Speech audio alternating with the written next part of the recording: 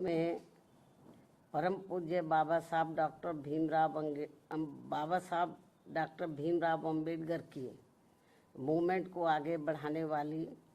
तथा दलितों एवं अन्य उपेक्षित वर्गों की बहुजन हिताय व बहुजन सुखाय के सिद्धांतों पर चलने वाली यहाँ एकमात्र अम्बेडकरवादी पार्टी केवल बीएसपी है। और जब से इस पार्टी के सांसद व विधायक आदि बने हैं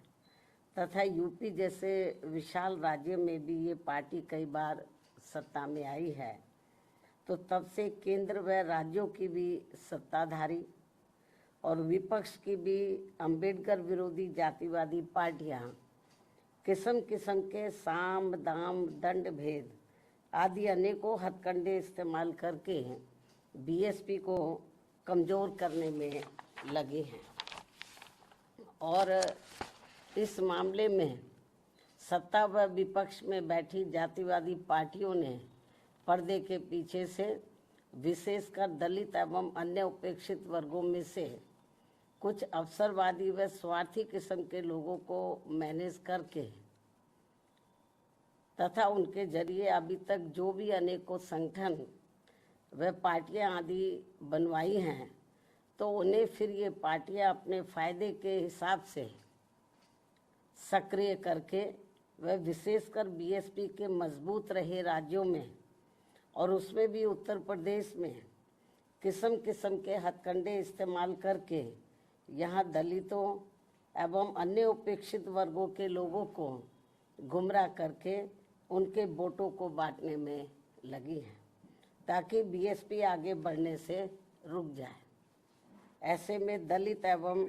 अन्य उपेक्षित वर्गों में से बने इस किस्म के पार्टी विरोधी संगठनों एवं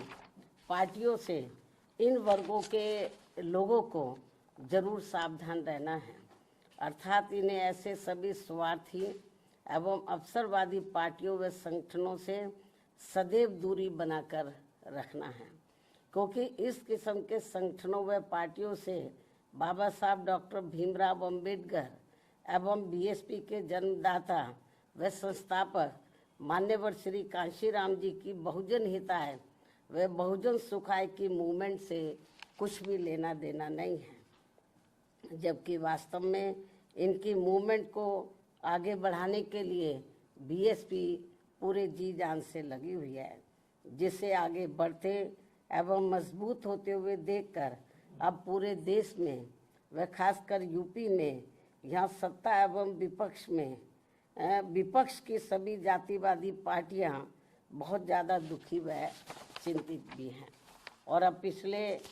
कुछ समय से जब से बीएसपी फिर से मजबूत होनी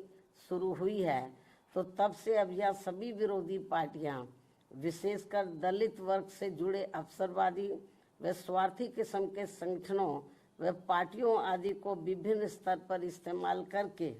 तथा उनके जरिए आए दिन किस्म किस्म के कार्यक्रम आदि करवा के यहाँ दलितों एवं अन्य उपेक्षित वर्गों के लोगों को गुमराह करने में लगी है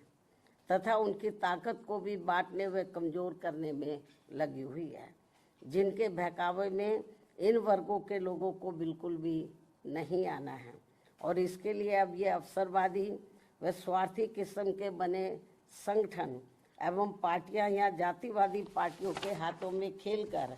तथा एक सोची समझी रणनीति के तहत बीएसपी के भोले भाले लोगों को अपने इन संगठनों व पार्टियों आदि से जोड़ने के लिए अब अपने कार्यक्रमों में व बैठकों आदि में मान्यवर श्री कांशीराम जी का व मेरा खुद का भी नाम लेकर ये कहते घूम रहे हैं कि हम तो इनके मिशन को ही आगे बढ़ाने में लगे हैं और इसके लिए हम बहन जी का भी काफ़ी सम्मान करते हैं। साथ ही ये भी कहते हैं कि बाबा साहब डॉक्टर भीमराव अंबेडकर के जिस अधूरे पड़े कारवां को बीएसपी पूरा करने में लगी है, उसके साथ हम भी खड़े हैं। इस किस्म की वो बातें करते हैं लोगों को गुमराह करने के लिए। इस प्रकार से ये सब लिपड़ी चिपड़ी बातें कहकर अब ये अवसरवादी एवं स्वार्थी किस्म के संगठन एवं पार्टियां बीएसपी के लोगों को गुमराह करने में लगी है तथा इस पार्टी को कमज़ोर करने में लगी हैं। जबकि इस मामले में हमारी पार्टी का ये कहना है कि यदि इनकी इन सब बातों में रत्ती भर भी सच्चाई होती तो तब फिर ये लोग विरोधी पार्टियों के हाथों में खेलकर अपने अनेकों संगठन एवं पार्टियां आदि नहीं बनाते और फिर ये लोग सीधे बीएसपी से ही जुड़कर अपनी बहुजन हिताय व बहुजन सुखाय की पार्टी को ही मजबूत करते। लेकिन ऐसा ना करके ये लोग एक सोची समझी रणनीति के तहत इस किस्म की बातें कहकर हमारे बीएसपी से जुड़े भोले भाले दलितों एवं अन्य उपेक्षित वर्गों के लोगों को गुमराह करने में लगे हैं। इस किस्म की बातें कहकर बीएसपी को आगे बढ़ने से रोकने में लगे हैं, जिनसे इन वर्गों के लोगों को हमेशा सचेत रहना है ताकि यहाँ जातिवादी पार्टियाँ इनके जरिए बीएसपी को कमज़ोर व ख़त्म करने के अपने इस मकसद में कामयाब ना हो सके। इतना ही नहीं बल्कि अब ये विरोधी पार्टियां इनसे अनेकों और भी हथकंडे इस्तेमाल करवा सकती हैं ताकि फिर देश में बीएसपी का अस्तित्व ही ना के बराबर रह जाए। इसके साथ ही अब तो ये जातिवादी पार्टियां अपने राजनीतिक लाभ के लिए इन स्वार्थी व अवसरवादी संगठनों एवं पार्टियों को जिंदा रखने के लिए चुनाव में अपने वोट भी ट्रांसफ़र करा के इनके अब एक आधी एमपी व एमएलए भी जितवा कर भेज रही है। इतना ही नहीं बल्कि ईवीएम में भी धांधली करा के अब बीएसपी के उम्मीदवारों को जीतने भी नहीं दे रही हैं ताकि दलित एवं अन्य उपेक्षित वर्गों के लोगों का बीएसपी से मोह भंग हो जाए। हालांकि ईवीएम में धांधली को लेकर अब विपक्ष की पार्टियां भी काफ़ी कुछ बोल रही हैं। ऐसे में अब हमारी पार्टी सहित अधिकांश विपक्ष की पार्टियां भी यही चाहती हैं कि देश में सभी छोटे बड़े चुनाव पूर्व की तरह ही बैलेट पेपर के जरिए होने चाहिए, जो वर्तमान सरकार के रहते तो संभव नहीं हो सकता। लेकिन उम्मीद है कि सत्ता परिवर्तन होने के बाद ये सब संभव हो जाए। इसलिए ऐसी संभावना के चलते अभी अपनी पार्टी के लोगों को भी कतई निराश नहीं होना है, बल्कि इनको अपनी पार्टी को हर स्तर पर मजबूत बनाते रहना बहुत ज़रूरी है, क्योंकि देश में वर्तमान में चल रहे राजनीतिक हालातों में ये ईवीएम वाला सिस्टम कभी भी बदल सकता है और फिर यहाँ बैलेट पेपर से ही देश में हर चुनाव होंगे और ऐसा हो जाने पर फिर बीएसपी के भी अच्छे दिन पुनः वापस लौट आएंगे। इस उम्मीद के साथ ही पार्टी के लोगों को यहाँ जातिवादी पार्टियों के इशारों पर बने ऐसे सभी अवसरवादी एवं स्वार्थी किस्म के संगठनों एवं पार्टियों आदि के हथकंडों से सावधानी बरतते रहना बहुत ज़रूरी है। इसके साथ ही पार्टी के लोगों को अपनी एकमात्र हितैषी पार्टी बीएसपी के जनाधार को बढ़ाने की तरफ भी इन्हें विशेष ध्यान देना है, ताकि फिर अपनी ये पार्टी खासकर यूपी में पुनः पूर्ण बहुमत के आधार पर सत्ता में आसीन हो सके, जो ये सर्वजन के हित में होना यहाँ बहुत ज़रूरी है। इसलिए कांग्रेस, बीजेपी व सपा आदि इन पार्टियों के सहारे व इशारे पर चलकर दलित एवं अन्य उपेक्षित वर्गों की एकता व इनकी एकमात्र हितैषी एवं अम्बेडकरवादी पार्टी बीएसपी को कमज़ोर करने वाले ऐसे सभी अवसरवादी व स्वार्थी संगठनों एवं पार्टियों के नेता चाहे अपने निजी स्वार्थ में सांसद, विधायक व मंत्री आदि क्यों ना बन जाएं, तो भी इससे इन वर्गों के लोगों का कुछ भला होने वाला नहीं है। इसके अलावा यहाँ मैं ये भी कहना चाहूँगी कि पिछले कुछ समय से हमें ये देखने के लिए मिल रहा है कि देश की राजनीति में एक दूसरे के विरुद्ध द्वेष, विद्वेष, संकीर्णता व मुकदमेबाजी आदि की नकारात्मकता इस हद तक बढ़ गई है कि आए दिन नेताओं के बीच किसी न किसी विषय को लेकर होने वाली असभ्य एवं अभद्र आचरण से जनता काफ़ी हैरान व दुखी भी है कि अतः वर्तमान में चल रहे ऐसे हालातों में इन लोगों से सही जन व देश हित भला फिर कैसे संभव हो सकता है, जबकि वास्तव में देश में ऐसा फैला विषैला माहौल सीधे तौर पर यहाँ के विकास व आत्मनिर्भरता के प्रयास को बाधित कर रहा है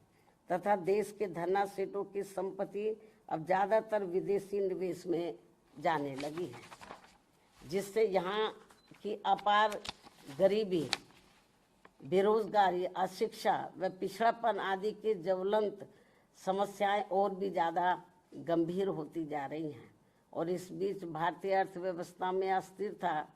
की मिल रही खबरें भी अति चिंतनीय हैं। देश के जीडीपी ग्रोथ में गरीब बहुजनों की उचित भागीदारी न होना अर्थात देश के विकास में सर्व समाज का हित निहित नहीं होना, ये वास्तविक कारण है जो सबके विकास को अपेक्षित संतोष नहीं दे पा रहा है। इसलिए सबका विकास होना जरूरी है। साथ ही देश के गरीबी एवं बेरोजगारी मुक्त बहुअपेक्षित विकास यानी कि सुखी संपन्न लोगों के विकसित भारत के निर्माण में केंद्र की बहुजन हितैषी नीतियों के साथ साथ राज्यों के गुड गवर्नेंस की भी भरपूर भूमिका न होना ये भी सोचने की बात है, जबकि यूपी जैसे बड़े राज्यों को भी सबके विकास का दायित्व निभाना अत्यंत आवश्यक है। इतना ही नहीं बल्कि वर्षों से अपने देश की सीमाएं भी पूरे तौर से सुरक्षित नहीं होने के कारण यहाँ समय समय पर आतंकवादी वारदातें भी आए दिन घटित होती रहती हैं। अभी हाल ही में पहलगाम की हुई ताज़ा घटना इस बात का खास उदाहरण है, जो अति दुखद व चिंतनीय भी है, जिस पर इस समय देश में काफ़ी राजनीति भी की जा रही है। ये भी बड़े दुर्भाग्य की बात है जो नहीं होनी चाहिए। वहीं दूसरी तरफ अब देश में कोरोना का भी तेजी से प्रकोप बढ़ रहा है, जिसके रोकथाम के लिए भी सभी राज्य सरकारों को विशेष ध्यान देना चाहिए। साथ ही देश में लगातार बढ़ रही गरीबी एवं महंगाई आदि ने भी लोगों को अब काफ़ी तोड़कर रख दिया है। इनके साथ साथ इस समय देश के कुछ भागों में भारी वर्षा व तूफान आदि आने की वजह से भी लोग बहुत ज़्यादा मुश्किल में हैं। इन सब मामलों में भी केंद्र व राज्य सरकारों को जरूर ध्यान देना चाहिए। साथ ही सरकारें कार्यक्रमों के प्रति गंभीर व संवेदनशील न होने के कारण आए दिन मची भगदड़ में हो रही मौतें भी अति चिंता की बात है। इस ओर भी सरकारों को जरूर ध्यान देना चाहिए। अब मैं अपनी बात यहीं समाप्त करती हूँ। धन्यवाद। जय भीम व जय भारत।